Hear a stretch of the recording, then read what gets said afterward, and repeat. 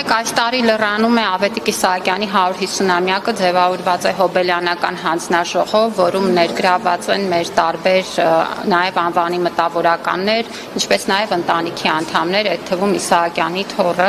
եւ հանձնաժողովի քննարկման ժամանակ իրենց կողմից առաջարկ բարձրացվեց, որ գուցե հաշվի առնելով, որ հարևանությամբ էլ Իսահակյանի արձանն է տեղադրված եւ հոբելյանական տարին հաշվի առնելով, գուցե ուրեմն քաղաքապետարանը հարցը քննարկվի։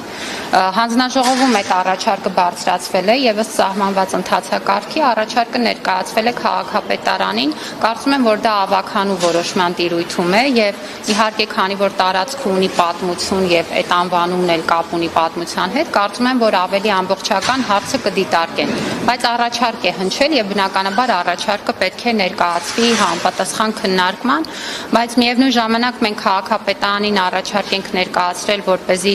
արձանը դառնա ավելի տեսանելի, որովհետև դրա շուրջը հիմա տարբեր նաև գործունեություններ են զարգացել եւ արձանը կարծես ստվերվել է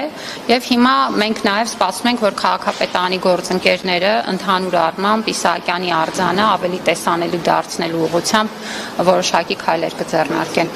Երիտասարդական բաժնի կոլորիտային Ես հենց այդ տեսանկյունից իմ պատասխանում էլ հնչեցրեցի, որ տարածքը պատմություն ունի, այդ թվում նաև անվանումը, եւ կարծում եմ ճիշտ կլինի, իհարկե առաջարկը հնչել է եւ դա նշանակում է, որ պետք է հանձնաժողովում հնչած առաջարկը ներկայացնել քննարկման, բայց կարծում եմ, որ դա ավելի մանրամասն պիտի քննարկվի։